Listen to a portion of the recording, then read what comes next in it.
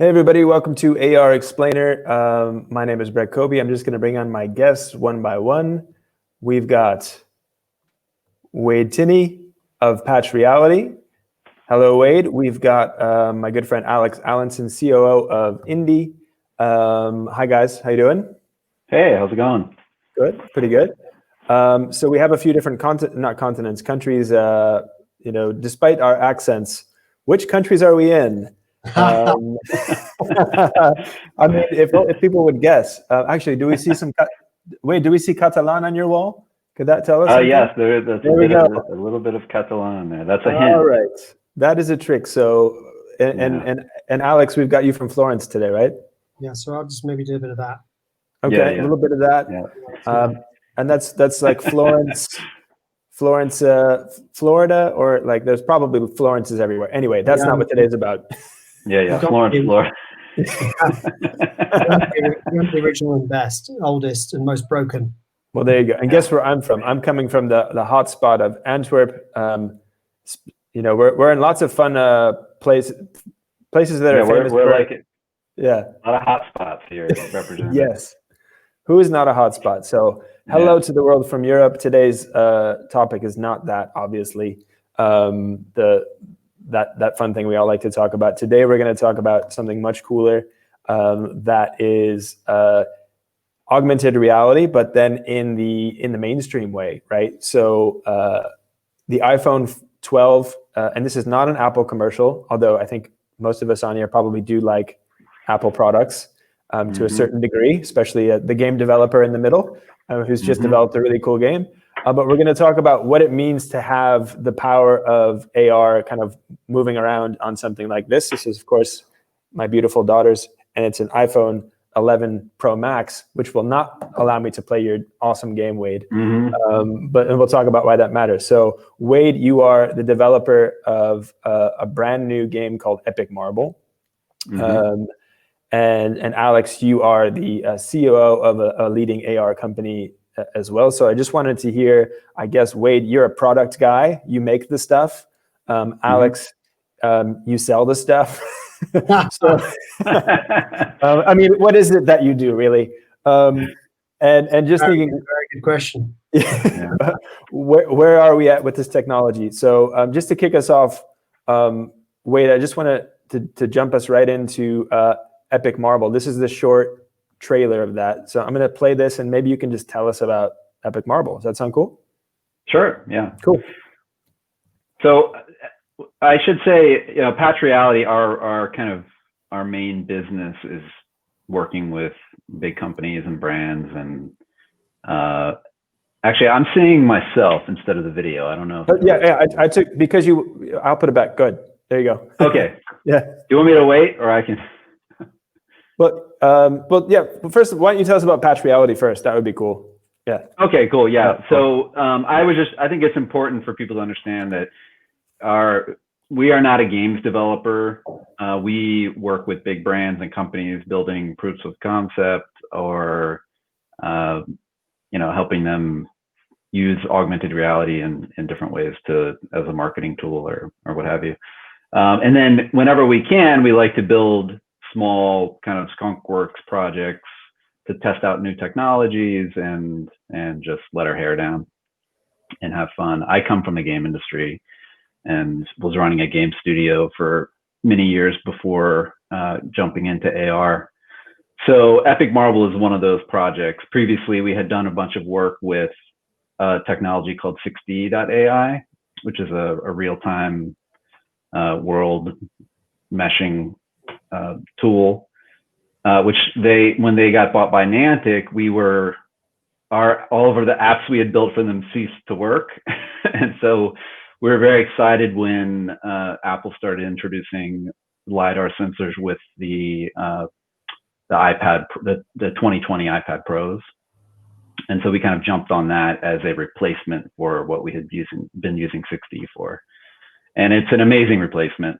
So we can get more into that, but what Epic Marble is a very simple game where you place a starting point and you place an end point, and then you are just trying to roll a marble from point A to point B and set up the longest run that you can.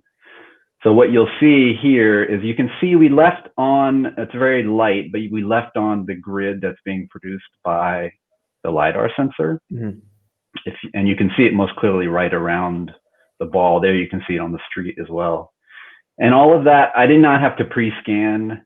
Obviously, I was scanning when I was placing the launch pad and the goal circle, but there was no extensive pre-scanning of these spaces. It's pretty much happening in real time. It's very fast, thanks to LiDAR. And what LiDAR is doing is you can see there's a little bit of a missed spot there. But what the LiDAR is doing is basically helping us figure out what is the geometry of the world in order to apply physics to that marble and have it look like it's realistically moving across those surfaces. So it basically, and then just to this other example I just randomly pulled, where you see a little bit what the LiDAR is doing, right? So it's creating, it's creating that grid, and the grid, just so I got the terminology right, is the grid the same as the mesh, or is that something else? Yeah, well, it's effectively the same from a user's perspective. From a layperson like myself. I think the mesh is probably more accurately the actual data points that a software developer can use in order to create an experience. But the grid, when I reference the grid, it's basically a visualization of that mesh of points. Okay, cool. So it's just basically, so the change that has happened is that, say this is an iPhone 12, what my phone can do today that it couldn't do 2 years ago is that it knows kind of like the physical topography, actually, of the space around me. Is topography the right word? Yeah, I think that's a pretty good word to understand it. I mean, people were doing this previous to having the LiDAR sensor available. In fact, the 6D.ai tech that we were working with before was doing it just using computer vision techniques. But the LiDAR sensor is just much more accurate and precise. And so it's essentially sending out a laser and then measuring the time it takes for that beam to reflect back to the sensor on the phone. And by measuring that time, they can get a very accurate depth reading for each point at which the laser is pointed. Okay, and that's happening so fast now, that laser, reflection or the back and forth. So it shoots out of my phone. I'm speaking in very simple terms. You can tell that I am not the back end guy, right? I'm actually not an engineer either, so we're on the same page. Okay, well, I mean, Alex, I don't know about you, but he seems to know a lot more about the technical side than either of you might. But I guess this LiDAR, it shoots a laser out, it bounces back, and then the phone knows more about what's actually happening physically in a space. And it's so fast that basically you're saying that, maybe a few years ago you'd have to the ball and the area where, like the marble, right? So that you'd have to the game would have to know more like beforehand about the environment where it was happening than it was now, right? Because right now it's basically, the phone is learning about the area in real time. And is that the new thing? Yeah. Okay. Yeah. I mean, there's almost no delay. Sometimes there's a very, very slight delay, but it's in the sub 1 second range. Whereas before, with computer vision, we would need to kind of move the phone around and because it was using kind of relative comparisons of the surfaces and kind of making a guess about how to interpret the lines that it was seeing and identifying planes. And so that process sometimes could take, depending on what you were looking at, it could take quite a bit of time. And if you were looking at, for example, a blank wall or something with very few visual features in it, it could easily be fooled. So this is much more accurate. And Alex, to turn to you for a second, just to place, you've been in the AR business for a while, as has Wade. My question is, for brands or for so anyone who has an interest in this but is just tuning in, is this the LiDAR development, the iPhone 12 development? Is this in the industry, in the AR industry, and this for both of you? Does this feel like a revolution, or does this feel like just a very natural evolution from whatever the last thing was that you described? What are both your thoughts on that? It's an interesting one. I mean, I think that contextually, it is a substantial leap. Mm-hmm. I think the ability ultimately to process that level of information at speed is the iterative step that we're constantly looking for in AR. Because ultimately, as we've said a million times before, I mean, AR is hardware, software, and content, and each of those things working in perfect harmony. To use a Stevie Wonder lyric, but was that Paul McCartney? I don't know. But either way, that's a huge amount of information to process, and it's a particularly huge amount of information to process at a realistic, lifelike speed, and that's ultimately what AR has to deliver to the end user to really make it be a technology that people can really comprehend how they can use it in day-to-day life. So this is on, I guess, in terms of the overall journey to get us to be all be wearing glasses and having multiple AR applications in our daily existence, whatever we do, it's a micro step, but it's a macro step within the context of, being able to then start to really look at what the journey really starts to look like on mobile. Each step is such a great sort of educative step for the user who then takes the time to learn about the technology. I think for people like us, we are like, wow, this is great. This really enables us to do this. We're still quite a long way off ultimately what we all really hope that AR will deliver to the end user. But this is a substantial step forward. Yeah. Yeah, I mean, just the speed and the accuracy is really it's a game changer. I mean, I know that's a very overused term, but I think for anyone who's been working with AR for any amount of time, like, you all know that, like, sometimes it's tough to put together a demo reel that shows perfect AR, right? Like, in the real world, like, AR is messy and dirty, and there's mistakes, and, like, the illusion of a virtual thing interacting with the real world is kind of constantly broken in small ways, and I would say what LiDAR does is just eliminate the majority of those mistakes, or put it, if they're mistakes, it's the developer's fault, not the technology. So we saw that one mistake in that reel where you saw, the marble was kind of blocked by a few voxels of space.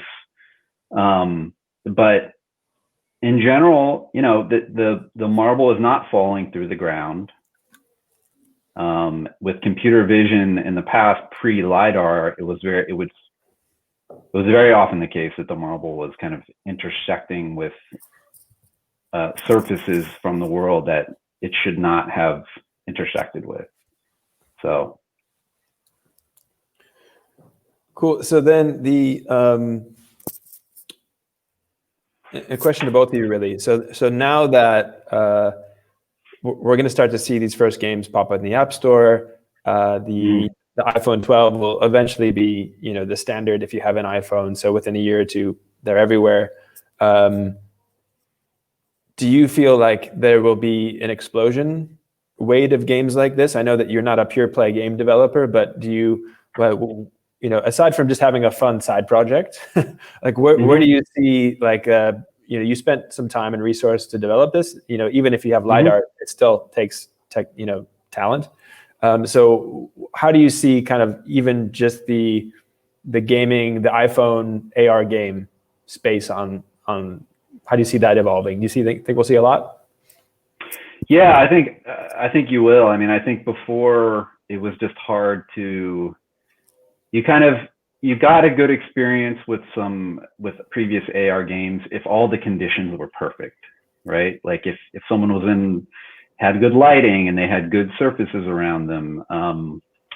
And you had to kind of train them to scan the space in the right way. And even then, you were requiring some patience on the part of of your players. And I think what this does is just make it much more dependable, that you can QA a game and you can reasonably expect that that players will have a similar experience to the one that you're designing. So yeah, I think you're going to see a lot more AR games, and ultimately, I think what we want is that AR ceases to be like a category, that it's just games, right? I mean, they're just games, and like some games are on the PlayStation and some games are on mobile, and this is just another, or I guess a better example is like some games use 2D illustrations as their artwork, and some games use 3D as their artwork. But you know, people don't really, if you're downloading a casual game, you're not going to a section that's called 2D art games. You know, you're just going to look for a casual game. And so I think ultimately what we all want that work in AR is that AR kind of ceases to be something that consumers are even thinking about. You know, it's just there. It's a supporting technology like so many others, and it just works. Yeah, that's a really interesting way of putting it, actually. I think this is ultimately the utopia that we're all theoretically aiming towards. It's just a different way of viewing the world, and it's an enhanced view of the world. It's it has different things in it that change your experience, and I think this ability to make that seamless, not to make it feel like a thing per se, will be really, really powerful, because ultimately, AR potentially is all pervasive. You know, it is possible to look at it will be possible to look at anything with an AR view. The reality is that with all technologies, we will develop stronger habits to use it for certain things than others. But ultimately, we want it to be seamless. We want it to be just part of our everyday experience. And that's really where it becomes transformative as a technology. Yeah. And so you're both in the business of counseling brands or just basically coming up with bespoke AR executions for whatever the brand need is. So if either of you get a brand rolling in right now, or a typical indie client is not just a brand, but maybe even a sports team or a museum or a retail outlet, and they say, they just roll up and they say, I saw that the iPhone does cooler stuff now, right? What should I do about that? Not to put you on the spot, but like, what is the thing that you suggest them now, right? They don't necessarily need to build their own game, but with the technology that is now in the phone and easier to use, where's the business angle for all these people? Well, I mean, I think the starting point for any engagement like that is just, what are the problems you're facing as a business? What are the types of interactions with your customers that you're looking to have? Is there, especially now, is there a way that you can create more touch points between your products and your customers that don't require them to be in a store? So I think it always starts with a discussion about the specific business needs of that client. And just on that, so just let's take maybe like a retail example, right? So we're now living in a world where going into a retail environment, how and when we'll be able to do that in a normal way is very unclear. It's a fog. Sure. There are theories, but theories are just theories. So if you could now go out into any place and then kind of populate that, I mean, just being able to interact more seamlessly with your physical world and with the digital overlay. I mean, that's not new, that's AR. But is this new technology going to allow me to, when I go out in the streets of Barcelona, I think that was Barcelona. And is there a retail use to that? Like, am I going shopping on the street? Am I going to go buy, I'm just thinking of stuff you might like. I'm going to see my new tent in situ, or what my camping gear. Yeah. Right. So like, what could you dream up for retail? Like, do you see anything? And this for both of you, because Alex, I know you work a lot in retail at INDE as well. So sure. Yeah, I mean, I think Alex, I'm sure has other ideas, but I mean, I think a lot of the ideas they've been around for a while. I mean, virtual trial on products, virtual previewing of products in a space, in the case of furniture or your tent. Those things have been around for a while, but as I was saying before, they've always been like just a little bit broken. Like they have a tendency to break, right? And when they work, they're magical. But then, you kind of have to train the user to do it right and scan their space. And so what this does, I think, is take us one step closer to it just working and working really well. Showing a clue, like if I want to preview a new armchair in my living room, or if I want to maybe a better example is like previewing a new side table that's going to sit between my couch and a lamp, right?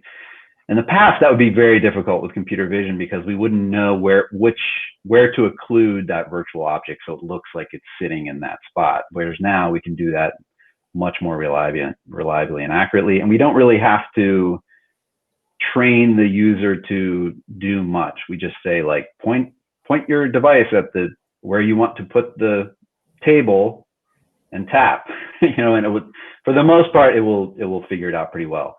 Try on of clothing, that's such a personal thing, and I think people are just they're still so used to making a decision based on like the physical experience that getting that extra 10% of accuracy and fit on my physical body makes a big difference. It makes it much more compelling. So, and that's what having a LiDAR sensor promises to give us. I think that's a really, really important, and it's an underplayed point out in the world of 5-second attention spans and whiz and bang and crazy levels of interaction that deliver to us on a daily basis. The ability to actually, for something to have integrity, that it actually does what you said it was going to do.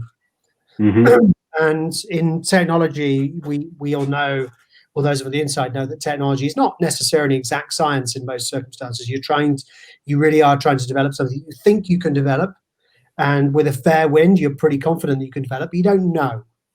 Mm-hmm. And with new technology in particular, you are constantly selling the vision of what this thing might be, and there's always a nervousness about whether it's actually going to break. Mm-hmm. That breaking might happen because of infrastructure. It might happen because of hardware maybe not working as well as it should have done. It might be like atmospheric conditions or something. But there's loads of things that can go wrong when you're delivering. In particular, kind of interactive, immersive technology, but your ability to actually say this is what's going to happen, and it will happen, and it looks as if it looks correct. As Wade sort of said, a sense of being able to say, like, press a button and say this will happen here, and not have it disappear up there or down there or sideways or turn up purple when you want green, is actually it's incredibly difficult to make happen consistently. So ultimately, the more tools that are available to enable us as developers of different types of applications to actually something to do what we said we were going to do is huge. Fundamentally, and we as a business, certainly at INDE, we're very pro selling people the realistic vision rather than the best possible case scenario. And I had a phone call this morning with a potential customer looking at an e-commerce platform looking to do avatar-based virtual trial on a mobile phone. And you're thinking, well, yeah, that would be amazing, wouldn't it? But then, of course, behind my hand, I'm thinking, well, so would a flying car. But the reality is we can't deliver that yet. It's not there yet. Technology is not there yet. You could sort of deliver it, but it would fall over and it wouldn't look great. And in which case, you're kind of cutting your own throat. As I think I sort of said, I mean, I find myself saying it more and more often. With new things, they're either brilliant or they're terrible.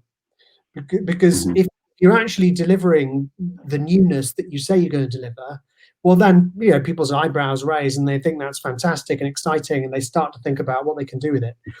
If it doesn't work, people don't come back again. People don't come banging on your door 2 weeks later saying, "Have you fixed that thing yet? Because it was really amazing." It's akin to the app you download on your phone that doesn't work. What you do is you delete it, and you forget about that. You don't go back in 2 weeks' time and go, "I wonder if they fixed those glitches." And that's the game that we're all in. This is the era of technology we're all in. It has to work. It has to work, and it has to work well, and it has to look great. Because if it fails either of those three tests, people aren't interested. And when you're really trying to change people's behavior, you're trying to encourage people to adopt new habits, you're encouraging people to really adopt a new stream of technology, you can't afford to get those things wrong, because they just won't do it. There's too many other things competing for people's attention that they will do instead. So I just want to bring something up here, and for AR experts like yourselves, you'll say, "This is basic stuff, Brett." But bear with me, right? So coming from the perspective, I've been in big agencies for a while working with brands, and usually the kind of tech that they want to talk about first is stuff that they know and is very mainstream, right? So I'm going to put up this idea, or this video, and this is stuff that you do at INDE, Alex. These are lenses for Snapchat, Instagram, whatever the case may be. These are like, I would say, Wade, you talk about the point at which people stop talking about a technology by its name: augmented, virtual, mixed, whatever.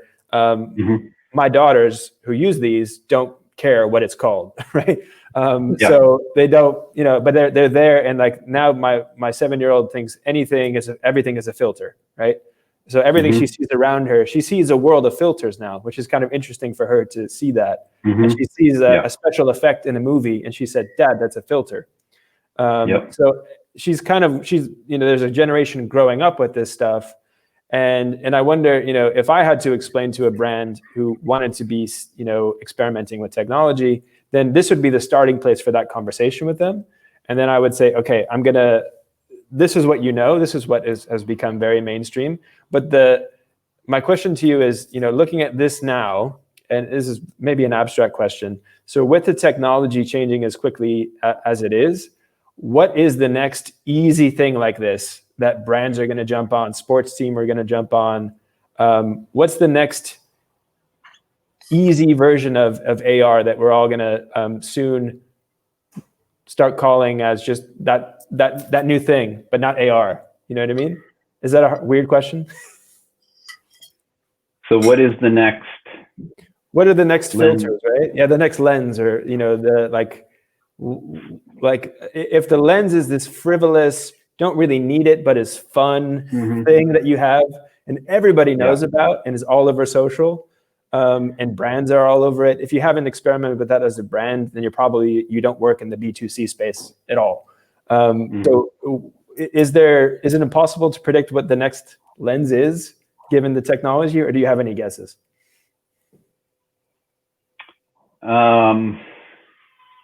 Well, the first thing that came to mind as you were speaking was just, I guess, more practical applications.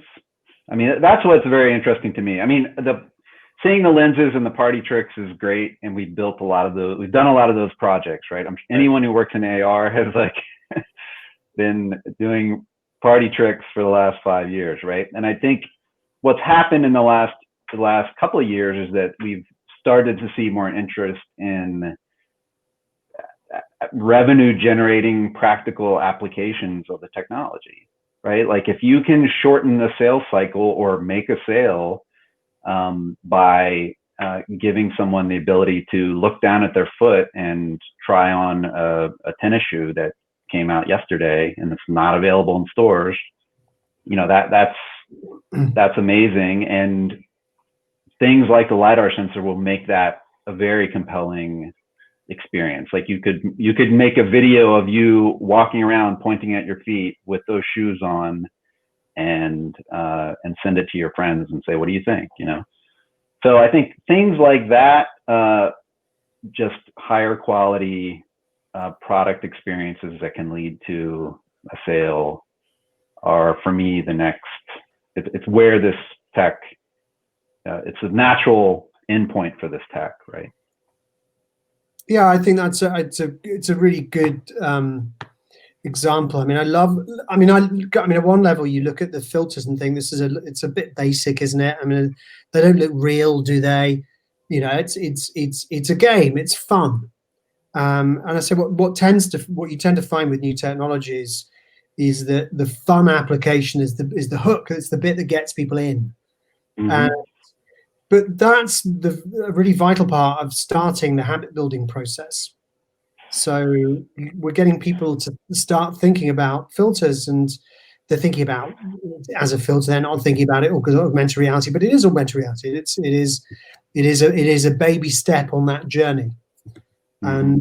And frankly, we could be creatively snobbish about what the execution looks like, but ultimately that's what people are doing is enabling people to start to experience the technology in a way that probably we didn't years ago. I mean, none of this is sophisticated, but what the lenses bring is they bring a huge audience of people who are going to try this stuff, and you start to find this normal. Mm-hmm. And that's all good for us. That means that they get in at this level and they say, oh, well, look, that's interesting. So we did this lens and that delivered this to us and we thought that was fun. What if we were going to do something that was really different? What if it was doing something that was actually really directly related to either as Wade said, like a sales process that we can shorten the sales cycle one. It was a product demonstration we can do, or it was actually maybe a practical problem-solving internal solution. Maybe let's say a guy goes out to fix a gas installation, and let's say something really boring. Goes to fix a leaking gas pipe, and instead of having to work through 5 different manuals, which he's dropping down a hole in the middle of the road and getting wet and cold, he's able to put on something where actually he's able to visualize what the thing looks like and visualize what it should look like. And then get all the information he actually needs without essentially breaking his line of thought. So that's, that stuff sounds interesting. That's ultimately the ultimate kind of iteration of where we're all aiming for. And people are doing this similar things now, but everyone needs those baby steps to start to make them think, right, yeah, I get it. I get what this thing can do. Mm-hmm. This is why we kind of love things like, let's draw another kind of game example like Minecraft Earth. I mean, mm-hmm. It's not complex execution. I mean, and the wonderful thing about that environment is that what Minecraft looks boxy and awkward and weird. So we ultimately what we can't do is see that as being a realistic solution. Mm-hmm. But that again, all that is what's augmented reality? Well, look at Minecraft Earth. There's a practical application. Look at lenses. Yeah, that's kind of AR. Oh, yeah, now I get it. Mm-hmm. And that helps us along our kind of educational journey. Yeah. Mm-hmm. So would you say, and I think it's often the case if you get a bunch of subject matter experts, then they say, okay, I've done all that. That's in the past. That's the past 5 years. If you take someone who's new to it, then those party tricks are maybe the first thing that they experiment with as a brand, right? Absolutely, yeah. But it seems like there's essentially like a discovery journey that you go on as a brand, and it may start with the party tricks, and then you see, okay, well, what does that get me? That gets me like the beginning of a nice brand experience. I'm delighting, but is it going to convert for me? Maybe, maybe not, right? And then you start to think, okay, with technology developing, now my customer base, they have iPhone 12s, okay? So how can I use that, what I've started there, this journey that I'm on, to make this a bit more business impactful for me? That's basically what you're saying, right? So that the time for party tricks, okay, if you're a veteran, you're like, okay, that's over. But in reality, we're not past the party tricks phase. when it comes to AR, in my opinion, as a mainstream consumer. So debate me on the party tricks. Like, how long are we in party tricks phase, and then how long until it's really hardcore utilitarian stuff? Yeah, I mean, I would agree with you that party tricks are never going to go away. I mean, I think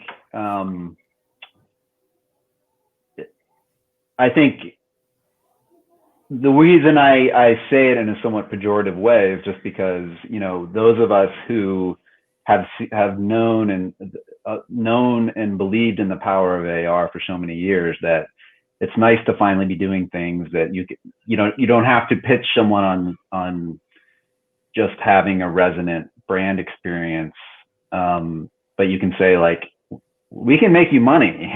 You know, this isn't just like this isn't just confetti on a screen, you know, or so. But I think both will continue to have a place. The party tricks will certainly get better, and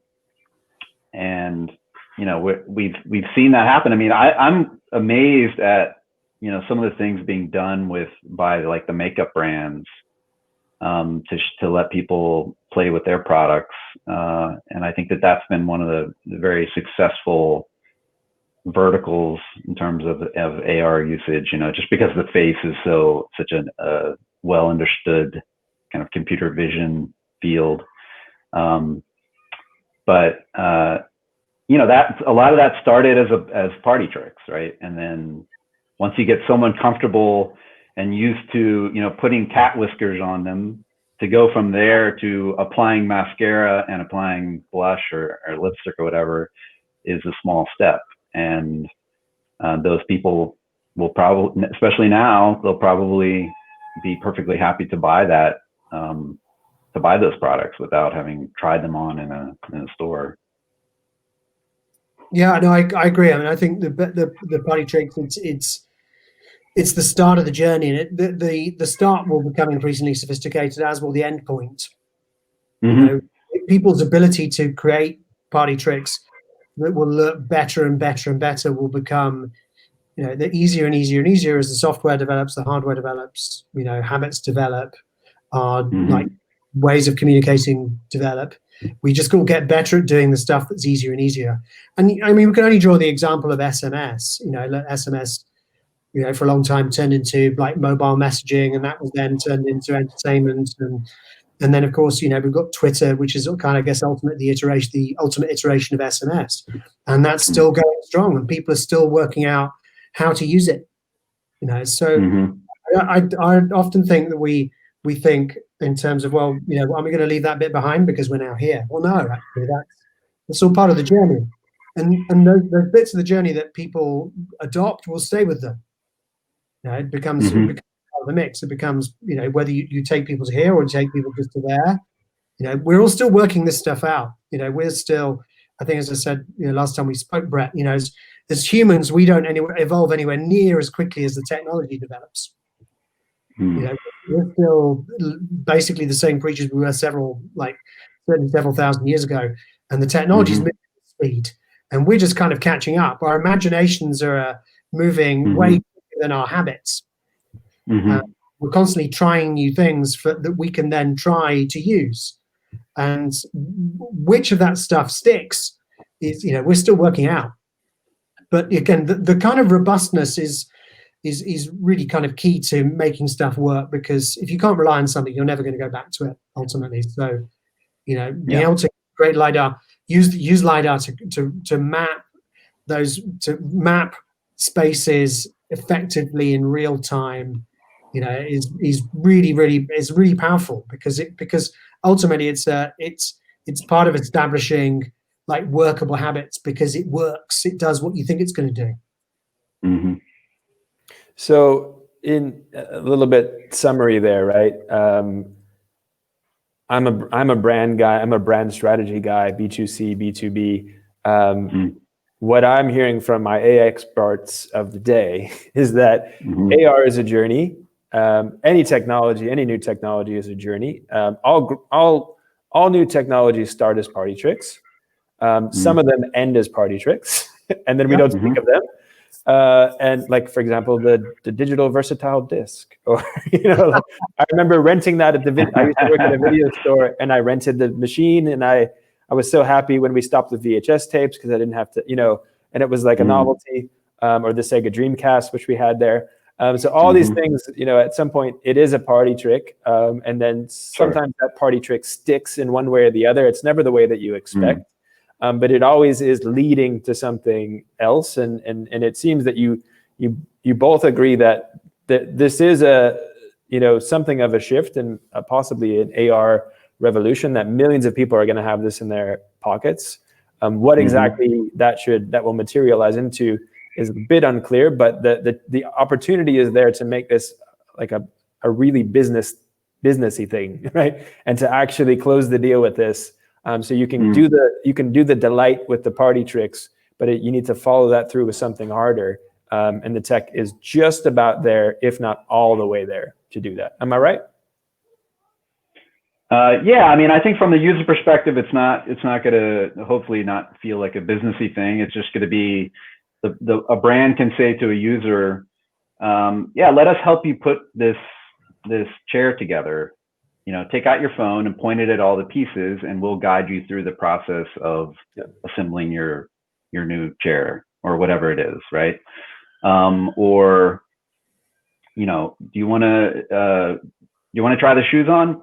Point your phone at your feet, and you want to see different colors? Swipe right, and you can see all the colors. Like AR is not even going to be part of the picture. It's just going to be the brand helping the user make a better decision, and make their life simpler, right? Or and if you avoid having to print so much paper, And also, if you want to roll a marble into that shoe, then it can exactly.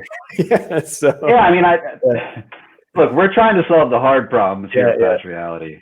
How are we going to enable people to roll marbles over every available surface? It's an underestimated problem. Yes, look, I know. In 2020, that is the problem we want to focus on. That is the seems problem. Frivolous, but I'm in all seriousness, the problem that we are all facing is mental resilience and the longing for escape to something else. So I think that if any year were the year of party tricks, when they are most welcome and actually business critical, right, to the consumer, right, because they just need distraction, something else to just transplant them. Everyone thinks that they're okay. No one is okay. No one's okay. That's the problem. So, get out your iPhone 12s or, play Epic Marble. Enjoy the party tricks in this kind of year. Next year, we can all negotiate our recession and figure out how we make all of this technology work really hard for our businesses. But give yourself a break at least till the end of 2020, and just play around a bit, right? I think that's hopefully next year we can actually go to real parties. Exactly. Yes. Yeah. So I think that's a good message to end on. Is like, here's to 2021. It can only get better, but right now we're still having some fun with technology. So thank God for that, right? Cool. I like it. All right. Well, thanks so much, Wade, for joining us, and thanks to you guys. It's been a pleasure. Cool. And Patch Reality, go check it out. If you Google it like that, you'll find it. I found. So you'll find it out. Epic Marble, get it. If you've got your iPhone 12, grab it on the App Store. As soon as I do my trade-in, buddy, I got it. Yeah, I'm Are you already there? We're just trying to drive sales of the iPhone Pro. Okay. The next one. It's the next one. Well, I'm ready. I'm ready for marble rolling. All right. Awesome. Cool. Awesome. Well, we'll have to do that. Guys. When you can do that as a team, then we'll have to three-way call into the Barcelona environment. Cool. Well, thanks, guys. Thanks, Alex. And we'll see you all next time on AR Explainer. Thanks. All right. Ciao. Thank you.